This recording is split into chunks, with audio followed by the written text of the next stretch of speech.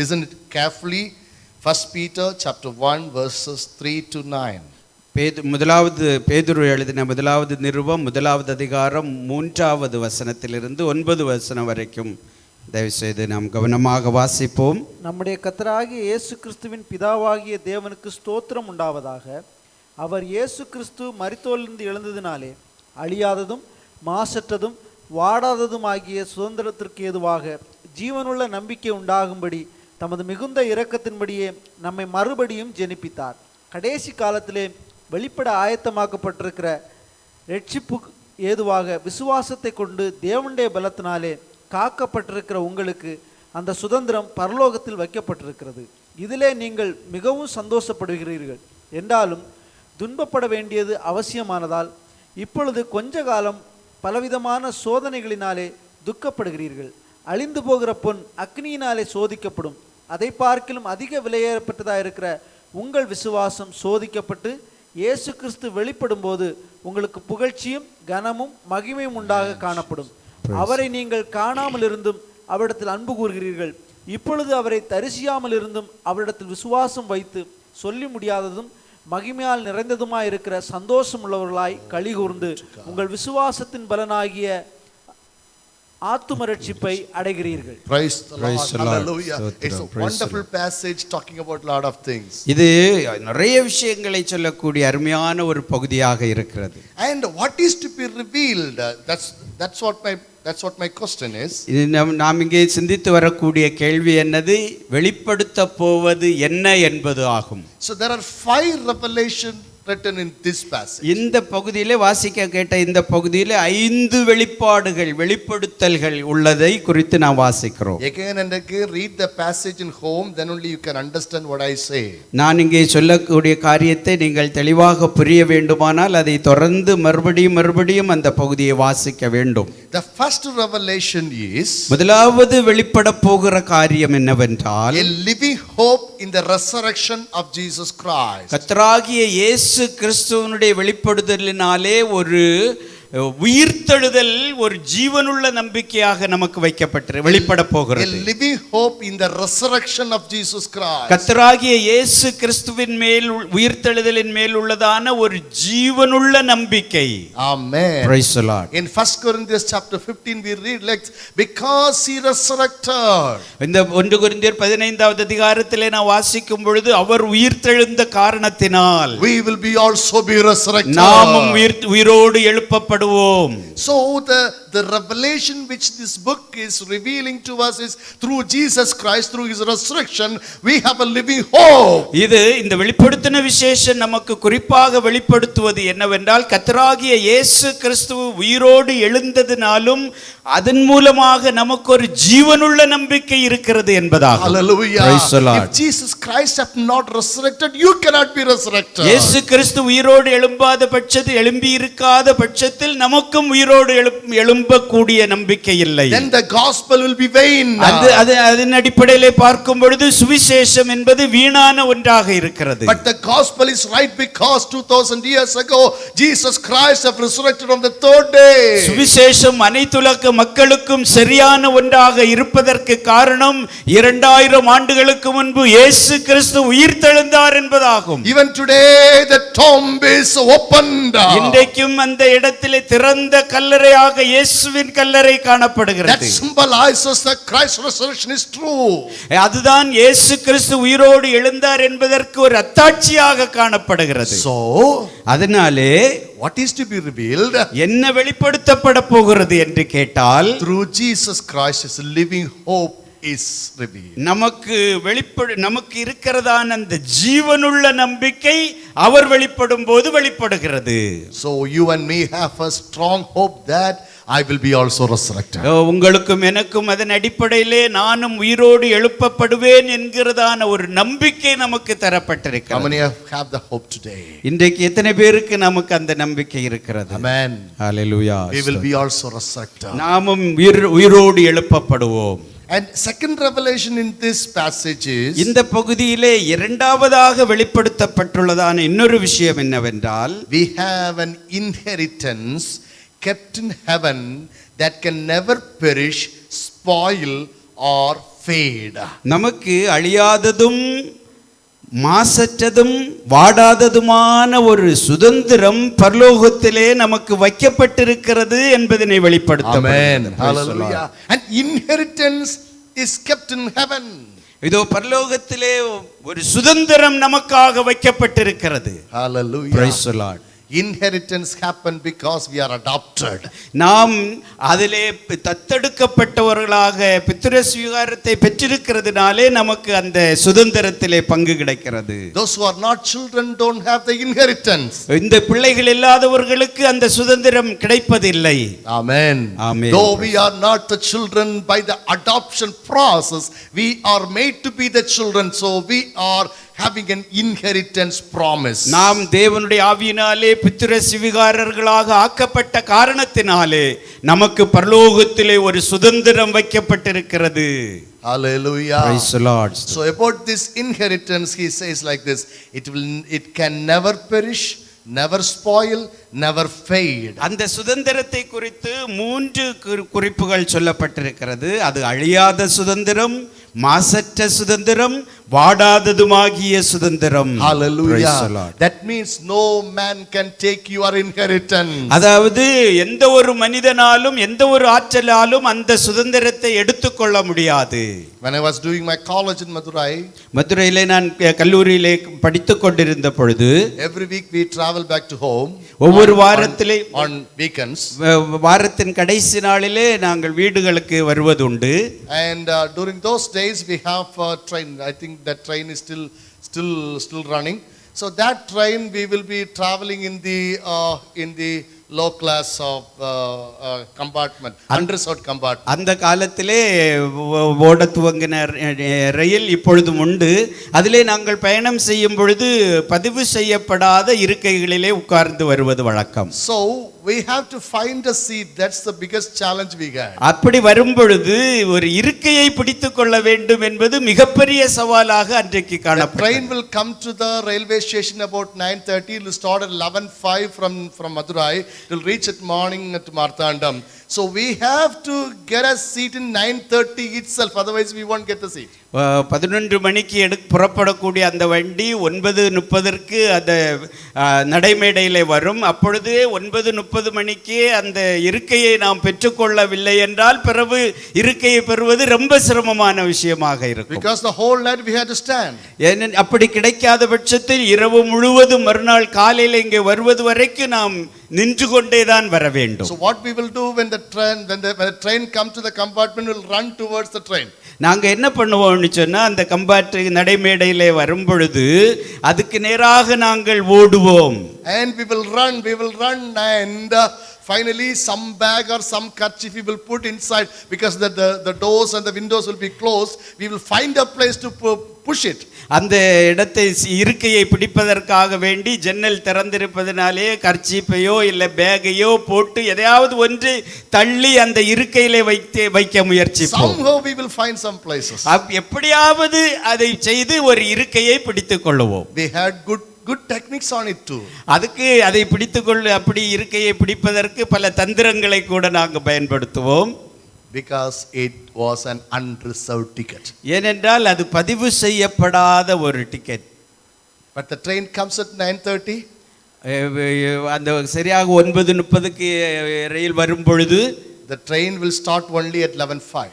ஆனால் வருவது 9:30 ஆனாலும் அது 11 மணிக்கு தான் அந்த ரயில் புறப்படும்.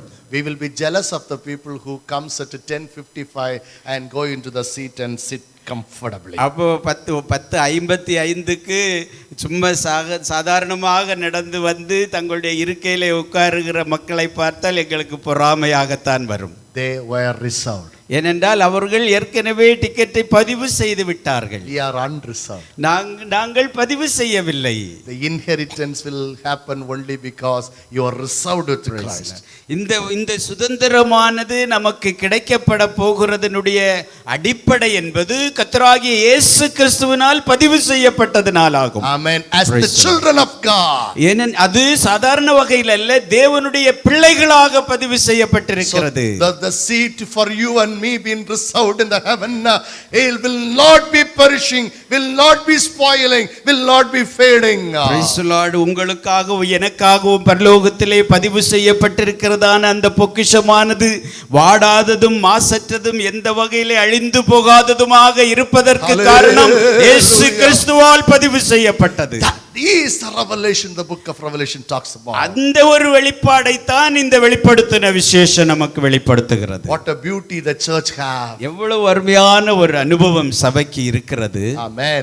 Praise the Lord. Hallelujah. Hallelujah. So, and also it talks about the salvation of the last time. அது மட்டுமில்லாமல் Last time.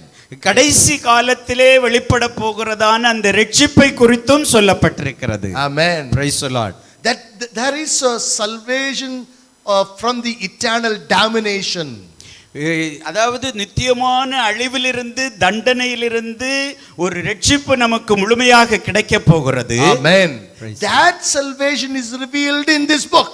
அந்த கிடைக்கக்கூடிய அந்த ஒரு பாதுகாப்பு ரட்சிப்பும் இந்த புத்தகத்தில் வெளிப்படுத்தப்பட்டிருக்கிறது. Amen. Praise the Lord. Only for the church, those who've been called and those who've been separated and those who've been taken by the Lord Jesus Christ as the bride will have that greatest event.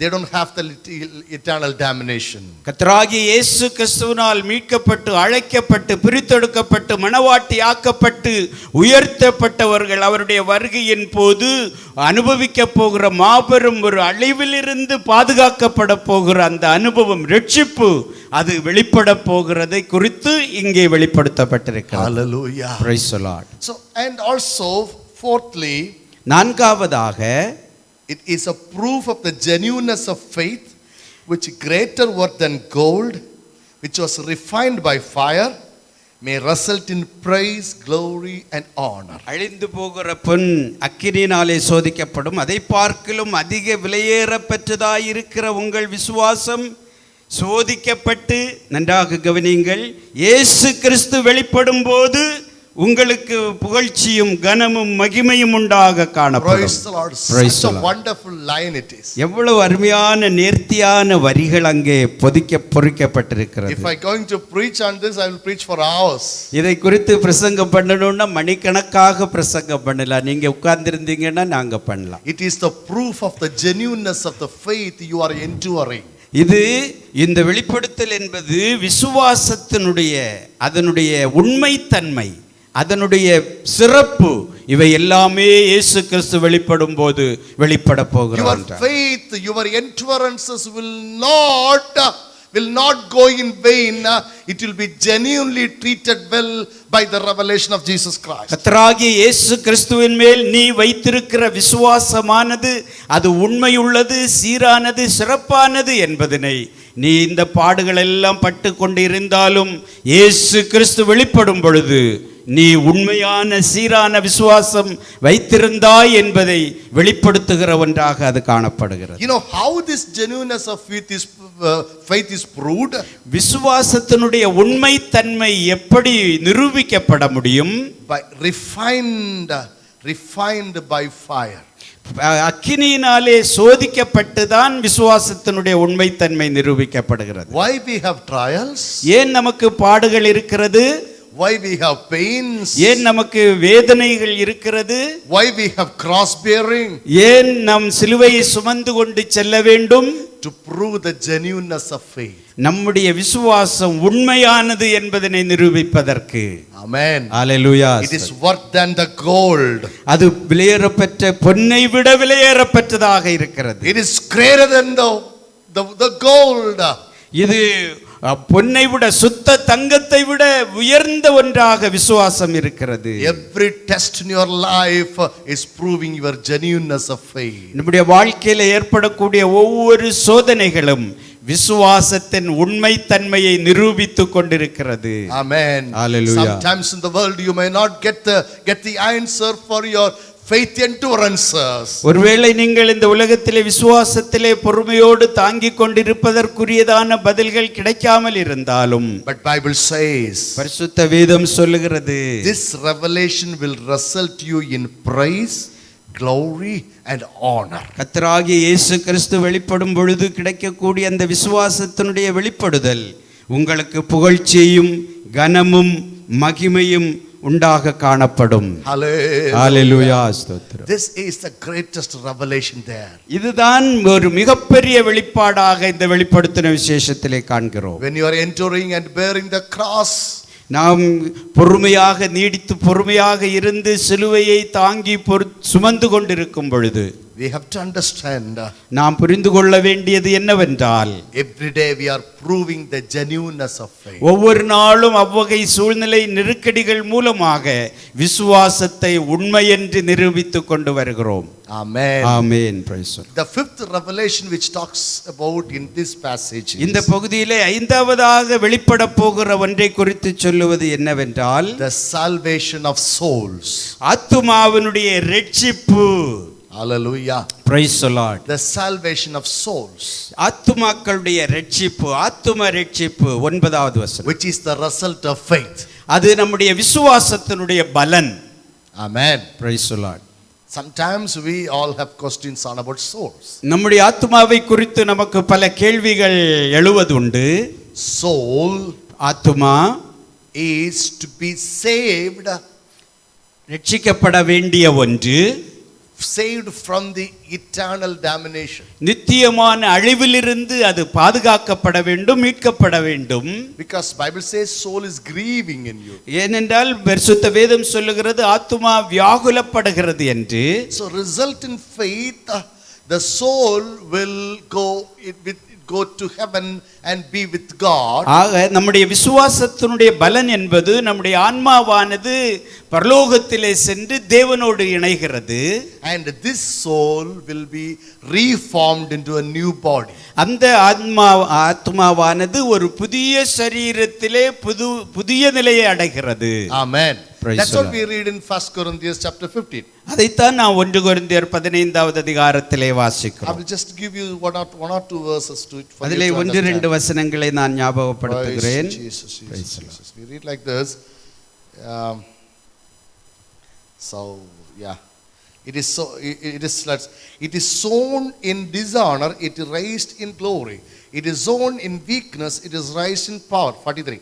It is sown a natural body, it is raised a spiritual body. There is a natural body and there is a spiritual body. And so it is written, the first man, Adam, was made a living soul. The last Adam was made a quickening spirit. 15வது 43வது வசனம், கனவீனம் உள்ளதாய் விதைக்கப்படும், மகிமையுள்ளதாய் எழுந்திருக்கும். பலவீனம் உள்ளதாய் விதைக்கப்படும், பலமுள்ளதாய் எழுந்திருக்கும். ஜென்ம சரீரம் விதைக்கப்படும், ஆவிக்குரிய சரீரம் எழுந்திருக்கும். ஜென்ம சரீரம் உண்டு, ஆவிக்குரிய சரீரமும் உண்டு. அந்தபடியே முந்தின மனுஷனாகி ஆதாம் ஜீவாத்மாவானான் என்று எழுதியிருக்கிறது. பிந்தின ஆதாம் உயிர்ப்பிக்கிற ஆவியானார். In English it is called quickening spirit. இங்கே ஆங்கிலத்திலேயும் நாம் இங்கே உயிர்ப்பிக்கிற ஆவி என்று சொல்லப்பட்டிருக்கிறது. So the result of faith is salvation of these souls. இங்கே விசுவாசத்தினுடைய பிரதிபலன் என்னவென்று சொன்னால், பலன் என்னவென்று சொன்னால், ஆத்துமாவினுடைய முழுமையான இரட்சிப்பு. How the salvation happens? இரட்சிப்பு எப்படி ஏற்படுகிறது? Through Jesus Christ. கர்த்தராகிய இயேசு கிறிஸ்து மூலமாக The soul is formed. ஆத்மாவானது ஒரு புதிய நிலையை உருவம் பெற்று and raised in glory. மகிமையிலே உயிர்ப்பிக்கப்படுகிறது. Raised in power. வல்லமையிலே உயிர்ப்பிக்கப்படுகிறது. And raised in spiritual body. ஆவிக்குரிய சரீரத்திலே உயிர்ப்பிக்கப்படுகிறது. Amen. Amen. Praise the Lord. This will happen only to the souls which have died in faith. விசுவாசத்தினாலே வாழ்ந்தவர்களுடைய ஆத்துமாக்களுக்கு மட்டும்தான் இவைகள் சாத்தியமாகும். How many of you could understand that? எத்தனை பேருக்கு புரிஞ்சுது? Praise the Lord. Hallelujah. It may be little of theology, but we have to understand that. இது ஒரு இறையியல் சாஸ்திரமாக இருந்தாலும் நாம கட்டாயம் புரிந்து கொள்ள வேண்டும். Praise the Lord. Praise the Lord. So the second point I was talking about, what is to be revealed, I said the revelation is from Jesus and about Jesus. இங்கே இரண்டாவது பகுதி வெளிப்படுத்தல் என்று சொன்னால் என்னவென்பதனுடைய இரண்டாவது பகுதியிலே நாம் பார்த்தது இயேசு கிறிஸ்துவை குறித்த வெளிப்படுத்தல் இயேசு கிறிஸ்துவிலிருந்து வெளிப்பட்டிருக்கிறது. Praise the Lord. Third question. மூன்றாவது வினா, what Jesus Christ reveals. என்ன இயேசு கிறிஸ்து வெளிப்படுத்துகிறார்? Jesus Christ reveals his glory in chapter 1. இயேசு கிறிஸ்து தம்முடைய மகிமையை வெளிப்படுத்தின விசேஷம் முதலாவது அதிகாரத்தில் வெளிப்படுத்துகிறார். The whole chapter 1 talks about the glory of Christ. இந்த முதலாவது அதிகாரம் முழுவதுமே இயேசு கிறிஸ்துவுடைய மகிமையை மேலாண்மையை வெளிப்படுத்துகிறது. It reveals about the bridegroom's glory. அதே நேரத்திலே மணவாட்டியினுடையதான மணவாளனுடைய அந்த மகிமையை வெளிப்படுத்துகிறது. How the bridegroom is going to come. அந்த மணவாளன் எப்படி வர இருக்கிறார் என்பதை வெளிப்படுத்துகிறது. What is his characteristics? அவருடைய தன்மைகள் எப்படி இருக்கும் என்பதையும், what is his glory, அவருடைய மகத்துவம் எப்படி இருக்கும் என்பதை குறித்தும் praise the Lord, எல்லாம் வெளிப்படுத்துகிறது. and second and third chapter talks about, இரண்டாவது மூன்றாவது அதிகாரம் நாம் வாசிக்கும் பொழுது it talks about the present condition of the bride. அந்த மணவாட்டினுடைய தற்கால சூழ்நிலையை குறித்து அது சொல்லுகிறது. How the bride is. எப்படி மணவாட்டி இன்றைக்கு இருந்து கொண்டிருக்கிறாள். About 7 churches it talks about. அதைத்தான் அடையாளமாக வைத்து 7 சபைகளிலே கொடுக்கப்படுகிறது. Each church has some plus and some minuses. ஒவ்வொரு சபைக்கும் நேரடியான சில நல்ல காரியங்களும் இருக்கிறது, கெட்ட காரியங்களும் இருக்கிறது. And chapter 4 to 22 it talks about, நான்காவது அதிகாரத்திலிருந்து 22வது அதிகாரம் வரைக்கும் what will happen later. அதற்கு பிற்பாடு என்ன நடக்கும் என்பதனை குறித்து சொல்லக்கூடியதாக இருக்கிறது. So this is the revelation of Jesus Christ. This is what Jesus reveals. இதுதான் இயேசு கிறிஸ்து தன்னை குறித்து வெளிப்படுத்துகிறார். Amen. Praise the Lord. Hallelujah. Hallelujah. So next question, third question. மூன்றாவது வினா என்னவென்றால், how the revelation reveals to church. இந்த வெளிப்படுத்தல் எப்படி சபைக்கு வெளிப்படுத்தப்படுகிறது? So we know that revelation is revealed through John. வெளிப்படுத்தின விசேஷம் இயேசு கிறிஸ்துவுக்குரியது, அது யோவான் மூலமாக வெளிப்படுத்தப்பட்டது. But there is a 3 process. அதற்கு அப்படி வெளிப்படுத்துவதற்கு 3 நடைமுறைகள் இருக்கிறது. The process one is, ஒன்றாவது நடைமுறையானது, God revealed it to Jesus. தேவன் இயேசு கிறிஸ்துவுக்கு வெளிப்படுத்தி கொடுக்கிறார். Amen. Praise the Lord. First of all, God revealed the bride and the future glory to Jesus. முதலாவதாக கர்த்தராகிய தேவன் மணவாட்டியை குறித்து அதனுடைய தன்மைகளை குறித்து இயேசு கிறிஸ்துவுக்கு வெளிப்படுத்தினார். And Jesus sent to his angels to John. இயேசு கிறிஸ்து தம்முடைய தூதனை யோவானுக்கு அனுப்புகிறார். Praise the Lord. Praise That's the the second process. அது இரண்டாவது ஒரு நடைமுறை. Why Jesus wanted to send his angels to John? ஏன் இயேசு கிறிஸ்து தன்னுடைய தூதனை யோவானுக்கு அனுப்புகிறார்? And Jesus know, இயேசு கிறிஸ்துவுக்கு தெரியும், the bride is not ready. இந்த மணவாட்டி இன்னும் தன்னைத்தானே தயார்படுத்திக் கொள்ளவில்லை. So I have to send this news to somebody to reveal to the church. இந்த செய்தியை சபைக்கு வெளிப்படுத்துவதற்கு நான் யாரையாகலும் ஒரு ஆளை அனுப்ப வேண்டும். I can't send the angel to directly to the church. So I have to send the angel to one person, select one person. Through that person I want to send this message to the church. அவர் தன்னுடைய தூதனை சபைக்கு நேரடியாக அனுப்ப முடியாது. அதன் காரணத்தினால் அந்த தூதனை சபையினுடைய பிரதிநிதியாக ஒருவருக்கு அனுப்பி அவன் மூலமாக அதை வெளிப்படுத்துகிறார். So process 3 is, மூன்றாவது நடைமுறையானது, John writes it to the church. யோவான் அதை சபைக்கு எழுதி தருகிறார். Hallelujah. Praise the Lord. So you got me? So there புரிஞ்சதா எல்லாருக்கும்? 3 process how the revelation reveals to the church. 3 நடைமுறை சாத்தியக்கூறுகள் எவ்வாறு இந்த வெளிப்படுத்தல் ஆனது வெளியே வருகிறது என்பது. God reveals it to the Son. His Son Jesus Christ. தேவன் தம்முடைய குமாரனாகிய இயேசு கிறிஸ்துவுக்கு அதை வெளிப்படுத்தி கொடுக்கிறார். Jesus sent to John through his angel. இயேசு கிறிஸ்து யோவானுக்கு அதை கொடுப்பதற்காக தம்முடைய தூதன் மூலமாக கொடுக்கிறார். And John writes it to the church. யோவான் தனக்கு கிடைத்ததை அந்த வெளிப்படுத்தலை சபைக்கு எழுதி தருகிறார். That's what in verse 2 John says. அதனாலே தான் 2வது வசனத்திலே யோவான் சொல்லுகிறார், he testifies to everything he saw. அவன் தான் கண்ட யாவற்றையும் சாட்சியாக அறிவித்திருக்கிறான். So the angel which sent by Jesus Christ is showing him as a video footage. இங்கே இயேசு கிறிஸ்துவால் அனுப்பப்பட்ட அந்த தூதன் யோவானுக்கு அப்படியே நேரடியாக காண்கிறது போல ஒரு வீடியோவாக பார்ப்பது போல காண்பித்து கொடுக்கிறான். It's a 3-dimension video, I think. 3-dimension or 9D, what I don't know what. அது அதிக டைமென்ஷன் கொண்ட ஒரு வீடியோவாகத்தான் கட்டாயம் இருந்திருக்கணும். He has seen us same. அதே போல அப்படியே நடப்பதாக நேரடியாகவே யோவான் பார்க்கிறார். This is how the revelation have been revealed. அப்படித்தான் இந்த வெளிப்படுத்தலானது வெளிப்படுத்தப்பட்டது. Amen. Hallelujah. So what does John testifies here? இங்கே யோவான் என்ன சாட்சியாக சொல்லுகிறான்? He testifies, praise Lord, two things. அவன் இங்கே இரண்டு காரியத்தை சாட்சியாக சொல்லுகிறான். We read in verse 2 or 3, right? Yeah, 2. இரண்டாவது வசனத்துல தான் இல்லையா? Yeah. இரண்டாவது வசனம். Who bear record of the word of God and the testimony of Jesus Christ. இங்கே இவன் தேவனுடைய வசனத்தை குறித்தும் இயேசு கிறிஸ்துவை பற்றிய சாட்சியை குறித்தும் என்று சொல்லப்படுகிறது. So what does John testifies? யோவான் என்ன சாட்சியாக சொல்லுகிறான்? Two things. ரெண்டு விஷயங்கள். One is the word of God. ஒன்று தேவனுடைய வசனங்கள். What is this word of God? தேவனுடைய வசனங்கள் என்றால் என்ன? In John 1:14 we read like this. யோவான் முதலாவது அதிகாரம் 14வது வசனத்தில் விதமாக வாசிக்கிறோம். What is the word John testifies? யோவான் சாட்சி சொன்னதான வார்த்தை தேவனுடைய வசனம் என்றால் என்ன? Which become flesh.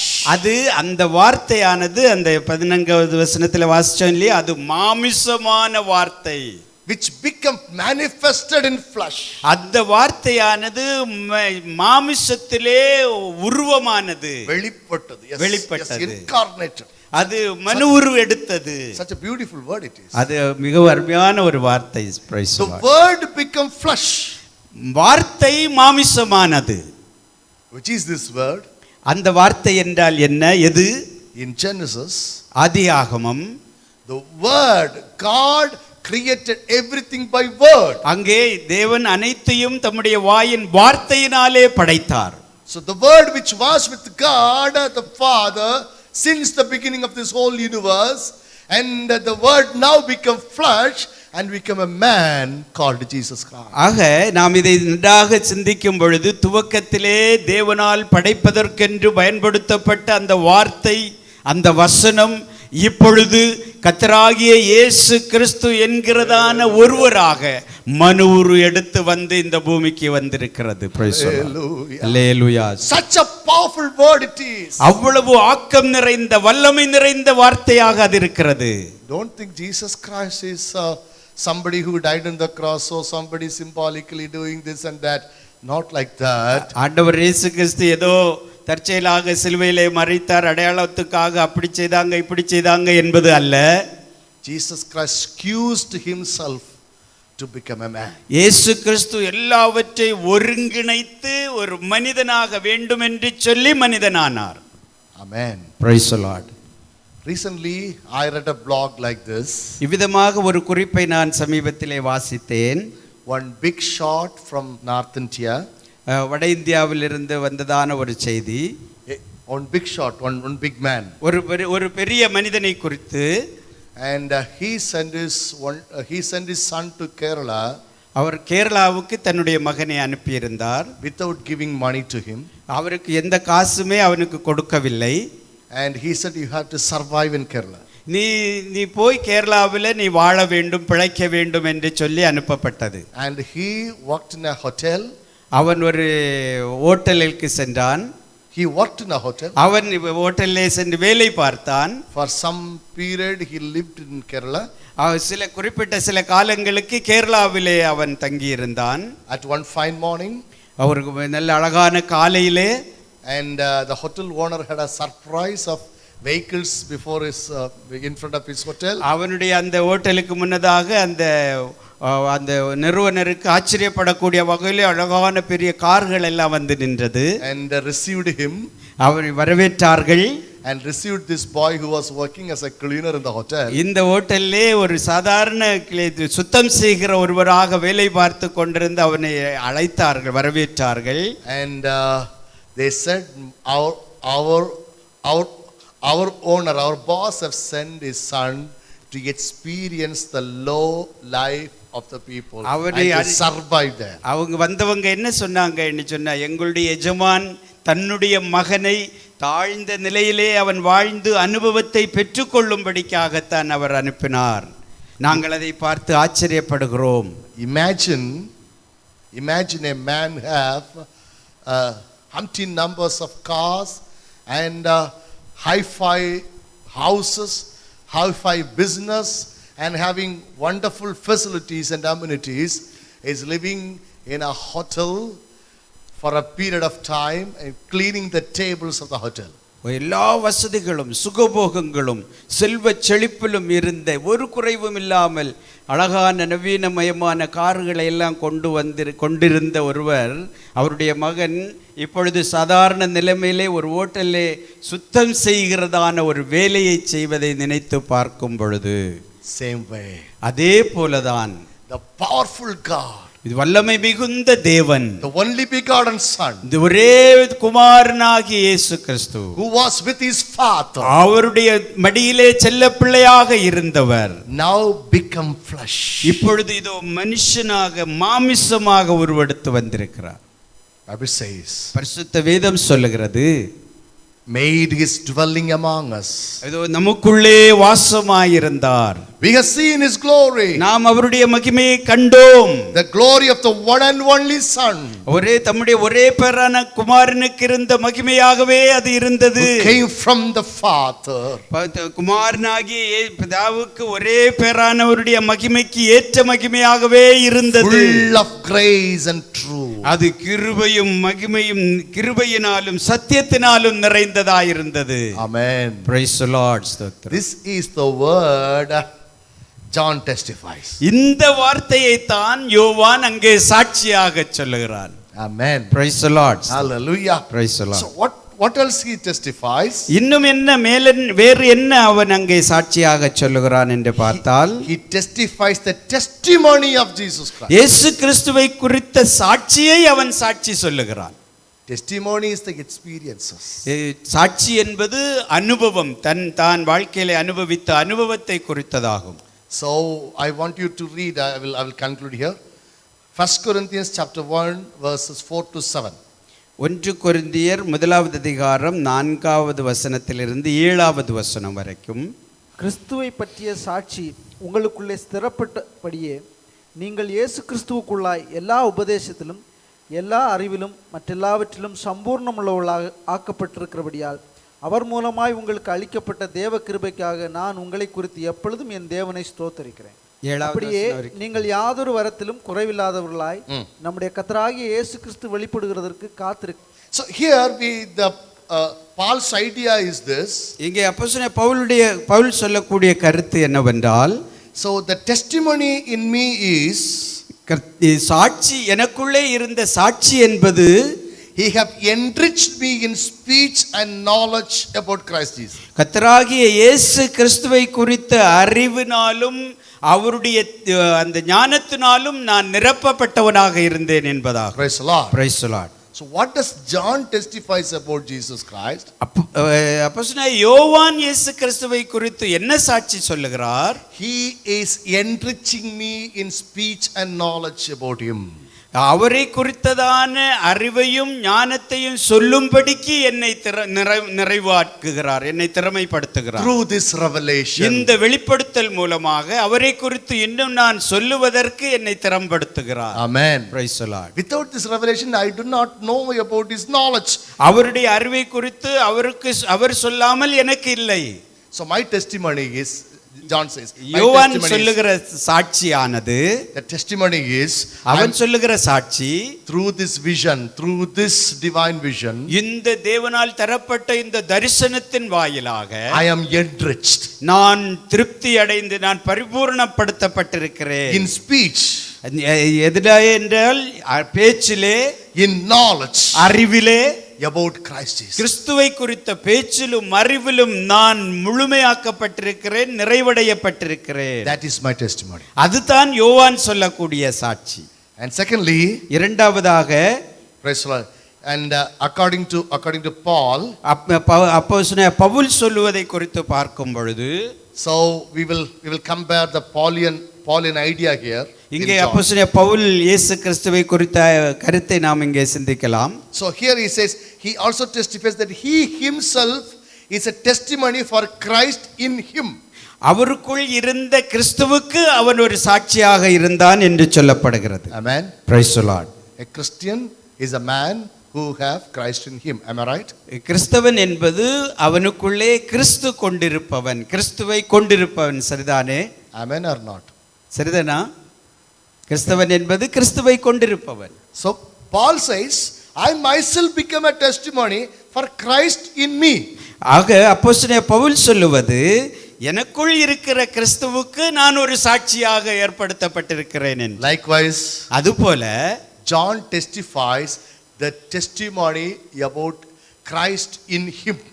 அவருக்குள்ளே யோவானுக்குள்ளே இருக்கக்கூடிய கிறிஸ்துவை யோவான் சாட்சியாக சொல்லுகிறார். Hallelujah. Praise the Lord. Hallelujah. Hallelujah. And also this word have 7th verse says, it is to testify to the church to not lack any spiritual gift. அந்தபடியே நீங்கள் யாதொரு வரத்திலும் குறைவில்லாதவர்களாய் இருக்கும்படிக்கு அதை சாட்சி சொல்லும்படிக்காக கூறுகிறேன் என்று சொல்லப்படுகிறது. Amen. Praise the Lord. What is the meaning of testimony in the churches? சபையிலே சாட்சிக்கான நோக்கம் என்ன? Sometimes testimony is boasting time. சில சமயங்களிலே சாட்சி சொல்லுவது என்பது பெருமைப்படுத்துகிற ஒரு விஷயமாக மாறி இருக்கிறது. Some testimonies are blowing one's own trumpets. சில சாட்சிகள் எக்கால சத்தம் போல தொனிக்கிறதாக இருக்கிறது. It's an idiom that in Tamil that idiom is தன்னைத்தானே பீத்திக்கிறதும்பாங்களே. That's what. It's blowing one's own trumpet. தன்னைத்தானே பெருமையாக பேசிக்கொள்வது. It's not testimony. அது சாட்சி அல்ல. Testimony is சாட்சி என்பது testifying about Christ in you. கிறிஸ்து எனக்குள்ளே வாசம் பண்ணுகிற, உனக்குள்ளே வாசம் பண்ணுகிற கிறிஸ்துவை குறித்து சாட்சி சொல்லுவது. Praise the Lord. And testimony is சாட்சி என்பது to instruct others to not lack in any spirit. எந்த விதமான வரத்தினிலும் குறைவில்லாதவர்களாக இருக்கும்படிக்கு மற்றவர்களை புத்திமதி சொல்லுவது. Amen. Praise the Lord. Hallelujah. Hallelujah. That is testimony. அதுதான் சாட்சியாக பரிசுத்த வேதம் சொல்லுகிறது. So we have learned a lot of things on the revelation from Jesus Christ. இயேசு கிறிஸ்துவிலிருந்து வந்த வெளிப்படுத்தலை குறித்து பல காரியங்களை நாம் சிந்தித்தோம். Finally I want to say one sentence and finish it. கடைசியாக ஒரு வார்த்தையை சொல்லி முடிக்க விரும்புகிறேன். Jesus revealed to church the bride. இயேசு கிறிஸ்து தம்முடைய மணவாட்டியாகிய சபைக்கு வெளிப்படுத்தினது through John is not to lack any spiritual gifts. யோவானுக்கு மூலமாக அவர் சொல்லுவது எந்த ஒரு ஆவிக்குரிய வரங்களிலும் குறைவில்லாதவர்களாக இருக்க வேண்டும் என்பதாகும். And get ready to meet the bridegroom soon and very soon. அந்த மணவாளனை சந்திப்பதற்கு தயார்படுத்தப்பட்ட நிலையிலே எப்பொழுது நாம் காணப்பட வேண்டும். So that's what an old chorus we have. அதுதான் இங்கே நான் விதமாக ஒரு கோரஸ் சொல்லப்படுகிறது. Soon and very soon we are going to see the King. Soon and very soon we are going to see the King. Soon and very soon we are going to see the King. Hallelujah. Hallelujah. We are going to see the King.